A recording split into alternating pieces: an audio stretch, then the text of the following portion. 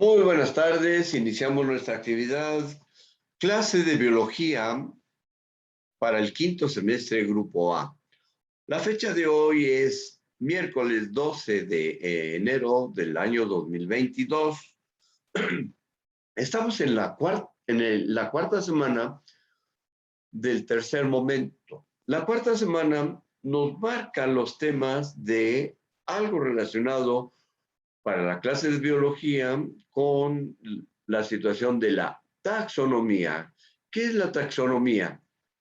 Y además relacionada con la sistemática. ¿En qué consiste cada una de ellas? ¿Cuáles son sus diferencias? ¿Cuáles son sus similitudes?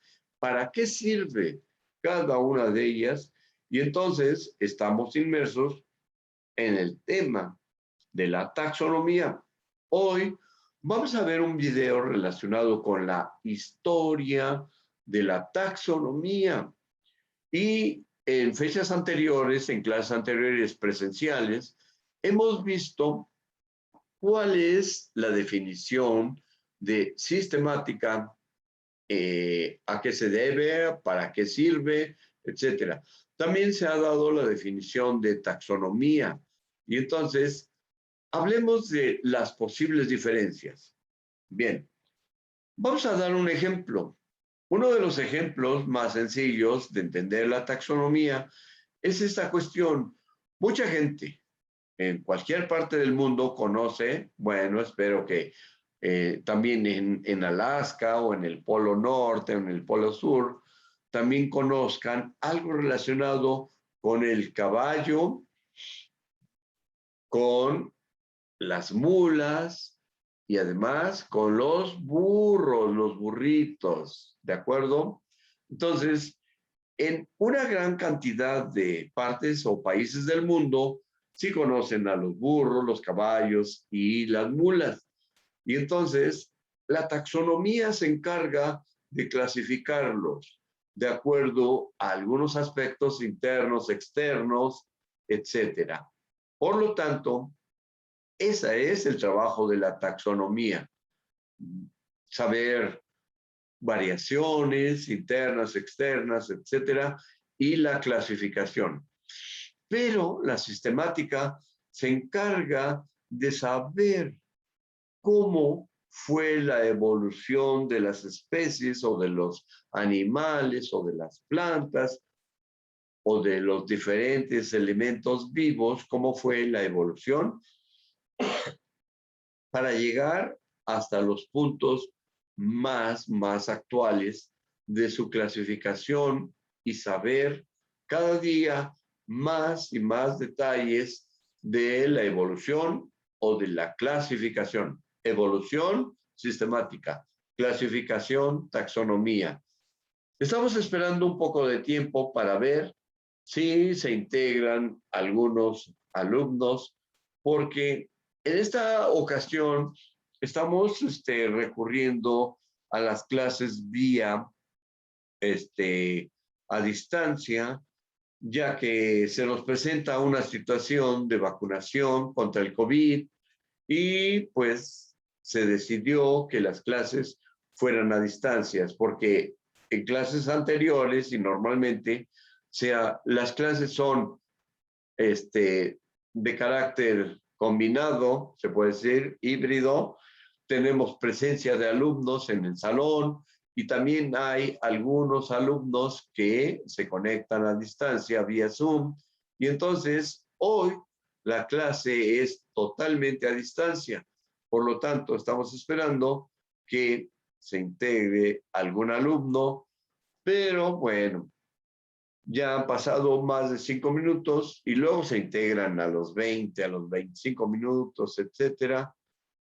Bueno, estamos esperando un poco de tiempo y se está platicando respecto a los antecedentes para esta clase de hoy.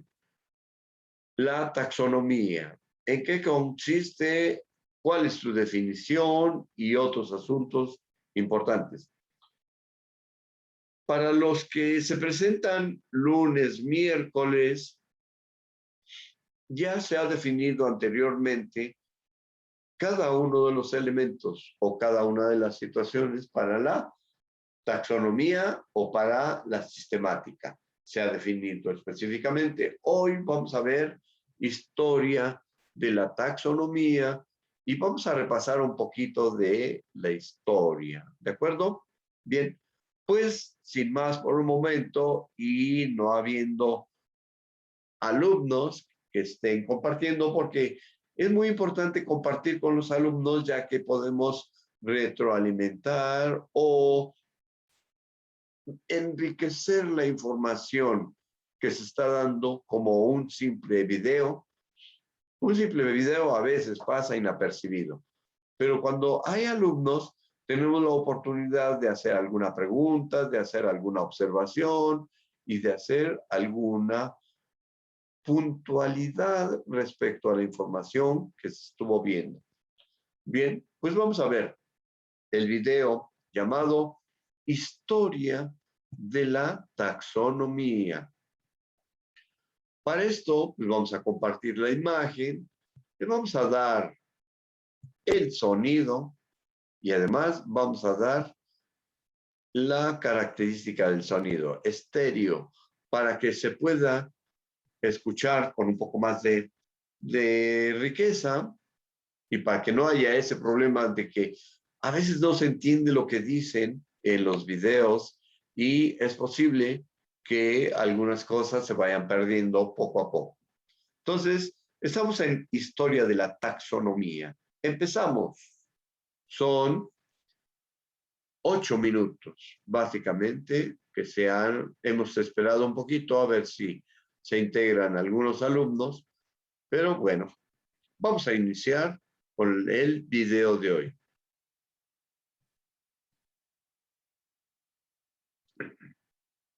Tema muy interesante, el cual es la taxonomía. La taxonomía, que es la ciencia que se encarga de organizar y ordenar a la biodiversidad, es decir, a todos los seres vivos, la biodiversidad. No entra el reino mineral, no entran otros reinos, no entran aquí porque no son seres vivos. Y para eso pues no nos interesan porque hay diferentes tipos de cristales, piedras y elementos allá. Y algunos bioelementos se estudian en química. Por lo tanto, solo vamos a ver los temas relacionados con los seres vivos. todos los seres vivos que habitan en este planeta Tierra. Y esta organización se lleva a cabo en el nombre de taxones. Iremos estudiando. Desde la antigüedad, el ser humano, para poder estudiar tantas especies, han clasificado a los organismos en función de sus características que comparten. Aristóteles, quien fue el primer científico interesado en clasificar a los seres vivos, en el año 350 a.C., clasificó a las plantas y a los animales. Las plantas las ordenó de acuerdo a sus características físicas en dos grandes grupos, los cuales son plantas con flores y plantas sin flores. Bien, Aristóteles en el año 350 clasifica. ¿Por qué hace esa primera clasificación? Bueno, pues no conocemos la biodiversidad de su lugar donde él estuviera haciendo sus observaciones, pero de alguna manera empieza ya a dar la oportunidad de ver.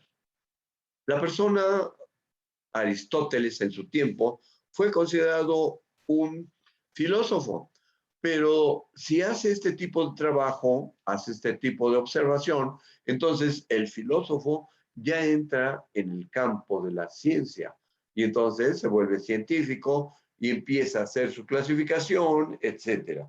Bien, entonces ahí empieza. Pudo haber sido, puede ser que haya alguien antes en la cultura de los egipcios, en los babilonios o en otras culturas antiguas, pero lo que llega a nosotros como un aspecto ya importante para clasificarlo o para tomarlo como científico es el trabajo específico que hizo y lo que registró y cómo lo hizo. ¿De acuerdo? Entonces, plantas con flores, plantas sin flores. Las plantas sin flores, por ejemplo, musgos, helechos y hepáticas. A su vez, organizó también a los animales en dos grupos: animales con sangre roja y animales sin sangre roja. Los animales sin sangre roja, pues, son, por ejemplo, los animales invertebrados, principalmente moluscos, gusanos, insectos, etc. Y los animales con sangre roja que tenemos aquí, pues precisamente son aquellos animales vertebrados, mamíferos, aves, peces y reptiles. Bien, entonces Aristóteles hizo esto, una clasificación, otra vez todavía un poquito burda relativamente, pero de acuerdo a su desarrollo tecnológico, lo que podía ver ahí. Observen que están estas especies, la estrella marina, a lo mejor esta es una lombriz, a lo mejor esta es una almeja, y este es otro de los elementos que siempre y sí se pueden ver en cualquier parte. Y entonces a ellos los clasificó como que no son de sangre roja, y los que sí tenemos sangre roja, pues mamíferos, aves, reptiles y peces. Y entonces, pues es el mundo de los seres vivos que más se conocen. Nunca nos habíamos dado cuenta que al pisar alguno de estos animales invertebrados, pues pudieran mostrar su sangre. A lo mejor pisamos un gusano, pisamos un molusco, o pisamos otra cosa, un insecto, y ni nos damos cuenta si obtuvimos sangre roja o verde o de cualquier color, pues porque no tenemos ese carácter científico de observación. Pero Aristóteles sí pudo saber y pudo hacer sus observaciones, y entonces empezó a clasificarlos así. Los estudios taxonómicos no pararon hasta ahí. Su discípulo Teofrasto, quien en el año 320, Bien, vamos a ver el nombre porque Teofrasto, en el año 320 antes de Cristo también. taxonómicos no pararon hasta ahí. Su discípulo Teofrasto, quien en el año 320. Los nombres son medio raros, ¿no? Teofrasto, en el 320 antes de Cristo, es decir, 30 años después de Aristóteles. Y entonces él hace otra aportación.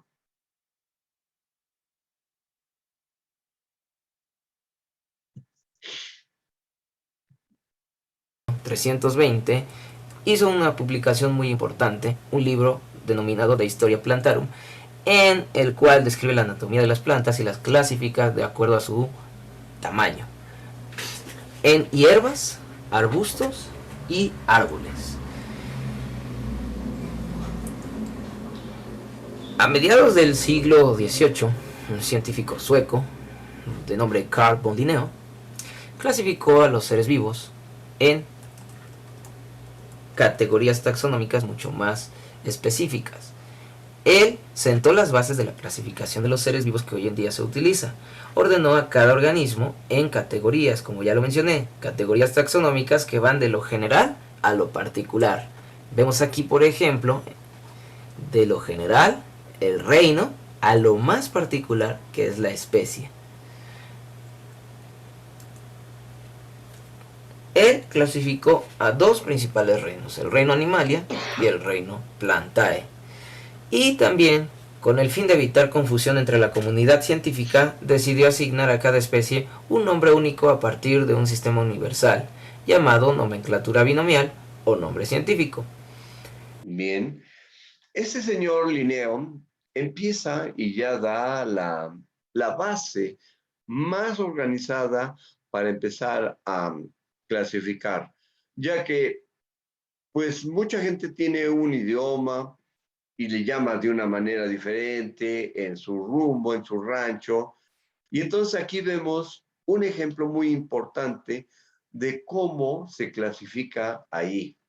Observen que cada uno de estos animales que están ahí tienen dos partes. Canis, que es común para cada uno de ellos, y entonces el lobo lo clasifica como Canis lupus, el perro de la casa, el Canis familiaris, pero este otro, flaquito, también así medio raro, es el Canis latrans.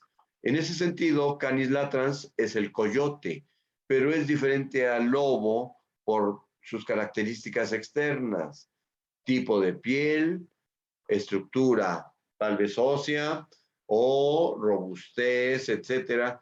Y el Canis familiaris, pues el perro común o el perro de diferentes razas que tenemos en casa. Y entonces, Canis lupus, Canis familiaris y Canis latrans. El género inicia con mayúscula y la especie con minúscula, ambas en cursiva o subrayadas. Canis es un género, lupus es la especie y ya todo está en minúscula. ¿De acuerdo? Bien, continuamos. Este está compuesto, a su vez, por el género y la especie. Aquí tenemos tres ejemplos. El género es Canis para los tres animales que vemos aquí y la especie varía. En el caso del lobo, Canis lupus, lupus sería la especie, familiaris sería la especie del perro y latrans sería la especie del coyote. Bien, ese es el trabajo de la taxonomía. Mencionemos ese detalle. La taxonomía hace este tipo de clasificación, pero a la sistemática no le interesa si son o tienen cierta estructura o lo que pudiera ser. A la sistemática lo que le interesa es, por ejemplo, alguna raza en particular del Canis familiaris, de dónde provino, cuál es su antecedente en su desarrollo evolutivo, porque hace como 10.000 años o un poco más, los humanos de ese tiempo empezaron a llevarse a casa a los lobos o quién sabe a los coyotes también y los domesticaron. Y de esa transformación de su medio ambiente empezó a haber una transformación o evolución que es lo que trata precisamente la sistemática. Bien, y entonces no les interesa si se parece o no al lobo o al coyote o no. Van más allá. ¿De dónde provino? ¿Cómo es que llegó a ser? Ese es el trabajo de la sistemática, la evolución. Los tres son género Canis, pero su especie se modifica. Es como si le estuviéramos dando un nombre y un apellido a cada especie. Más clasificar a los seres vivos en otra categoría taxonómica mucho más eh, general, en este caso el reino protista. Cuando los científicos comenzaron a estudiar a los organismos unicelulares, los clasificaron ya sea como plantas o como animales, pero Haeckel no se quedó allí. A medida que se identificaron más organismos, se dio cuenta de que no siempre era posible hacer esta distinción, ya que no compartían plenamente características comunes a esos reinos. Por lo que para resolver este problema, Haeckel creó un tercer reino llamado el reino protista. Bien, ahí hay algo muy interesante. El reino protista tiene una clasificación muy importante. Observen, protista. Se refiere a que algunos seres o algunas especies o algunas cosas son protistas porque vienen de las células que no tienen núcleo. ¿Sale? Y entonces hay otras células que sí tienen núcleo y entonces ahí hablamos de las procariotes y de los proeucariotes, células procariotas y células eucariotas. Y entonces protista viene de esta parte de las células que son unicelulares y que además no tienen núcleo. ¿De acuerdo? Entonces, continuamos con esta parte. Interesante. integrado por organismos unicelulares, es decir, aquellos organismos que están constituidos por una sola célula. En el año 1956, durante las siguientes décadas, los científicos aprendieron más acerca de la enorme cantidad y diversidad de los microorganismos y así descubrieron que existen diferencias entre células de los organismos. Estas diferencias son muy particulares y yo creo que más adelante los vamos a estudiar. Sin embargo, los mencionaré. El reino Monera está constituido principalmente por organismos, o microorganismos más bien dicho, procariontes. Procariontes que etimológicamente no contienen un núcleo. Su estructura celular no tiene un núcleo, su información genética no está almacenada en un núcleo. Y en los organismos eucariontes, los pertenecientes al reino protista, sus células contienen un núcleo en donde se almacena la información genética, el ADN. ¿Sí?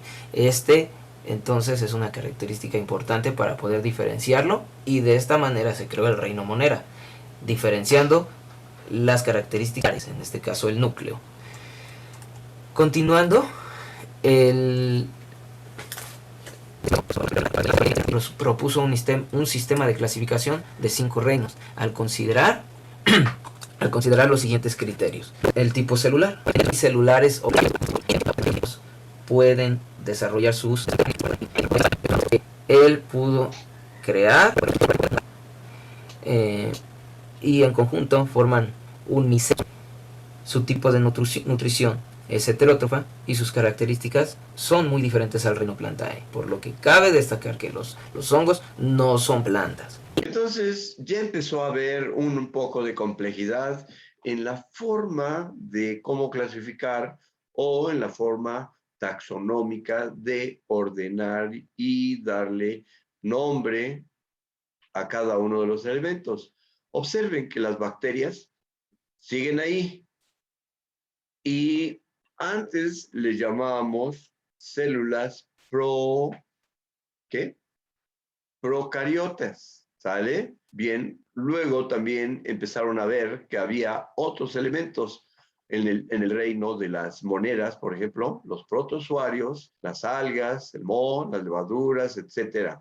Bien, y empezaron a definir 3 dominios: el de las bacterias, el de las archaes o arcaes, o como se diga, y el de las eucariotas, en donde las células, de acuerdo a su desarrollo, son también pequeñas. A partir de las 2 células ya son multi, ¿vale? Cuando ya se juntan 2, ya no son unicelulares, son multicelulares. Y empieza una gran diversidad de elementos vivos ahí alrededor, en el reino animal, vegetal, o en el reino de las moneras, que son los protozoarios, las algas y otros. Sale. Continuamos.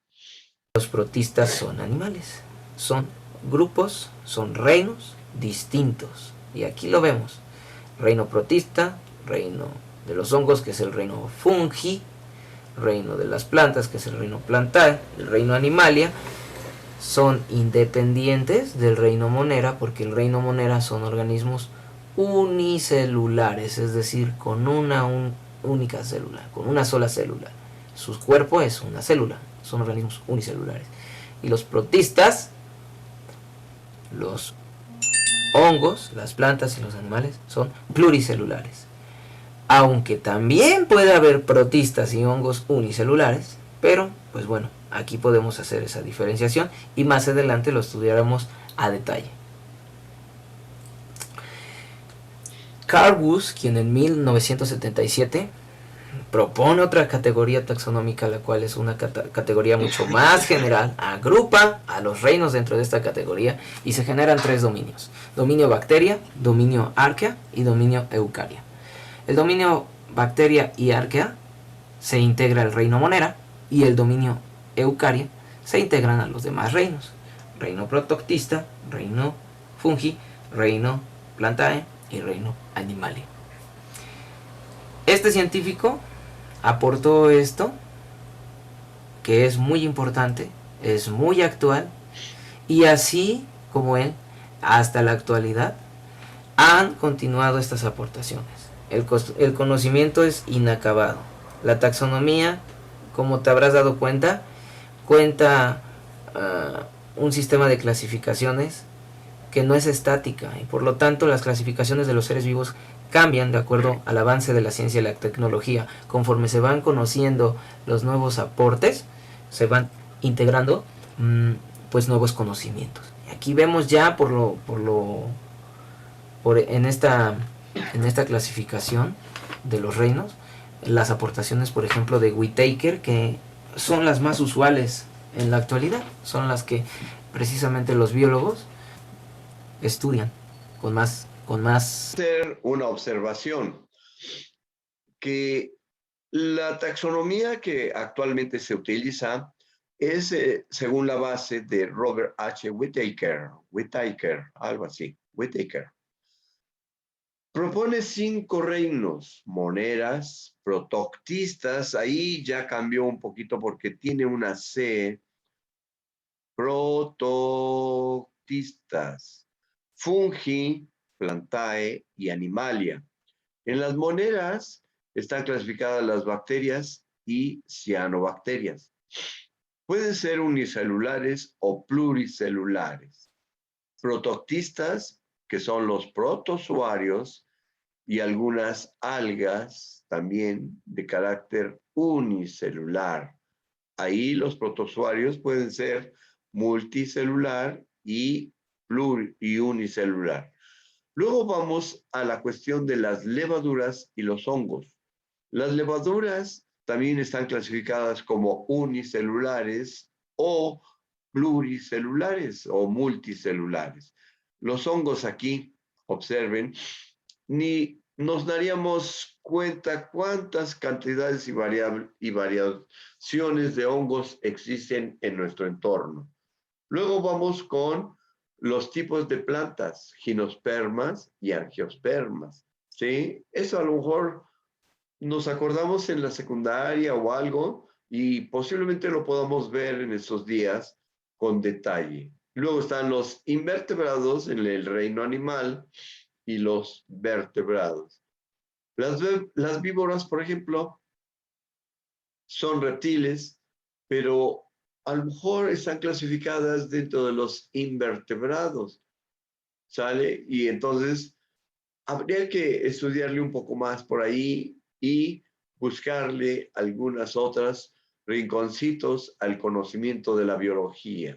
Bien, y por el momento estos 5 reinos están atribuidos a Whitaker. retomando, reino monera, como lo mencionamos, reino de las bacterias.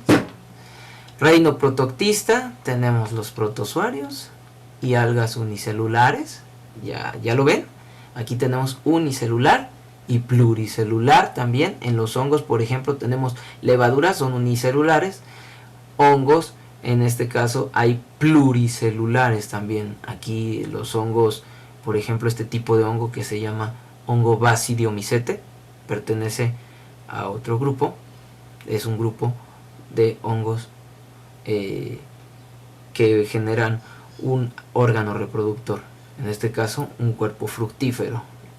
Este hongo, por ejemplo, es Agaricus campestris. Aquí.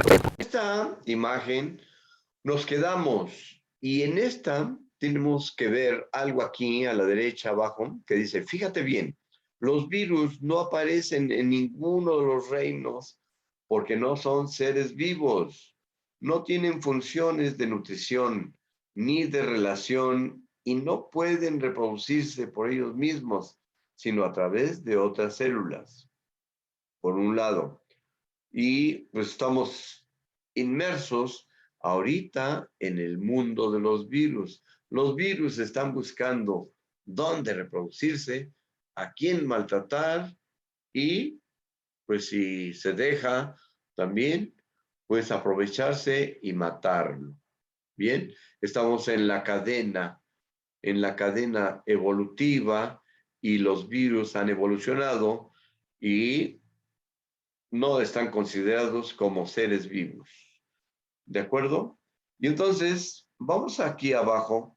Autótrofos son aquellos seres que producen su alimento y entonces están marcados con las flechas en verde, estas flechitas en verde. Y los heterótrofos, son aquellos seres que no producen su alimento y que dependen de una cadena alimenticia, como nosotros, por ejemplo, que pues, dependemos del reino animal, vegetal y demás, porque pues estamos acostumbrados a comer un molito de esto, una sopa de lo otro, etcétera, una salsita, las tortillas de maíz o de trigo, etcétera, etcétera, etcétera. Y entonces estamos clasificados como heterótrofos. Y entonces de aquí puede haber algunas preguntas tipo o que ya están dirigidas al examen de la semana número 5.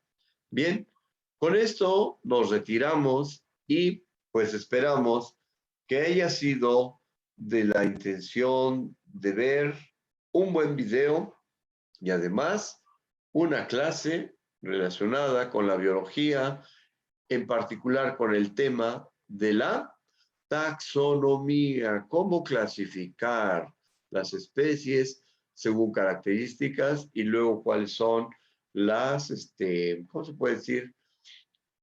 Las formas en que se van a ir de lo general a lo particular y es la forma en que se va a hablar de alguna especie, por ejemplo, los canis, Canis lupus, Canis familiaris y Canis latrans, que son los coyotes. Bueno, con esto terminamos la clase de hoy y nos retiramos. ¿De acuerdo? Gracias. Nos estamos viendo.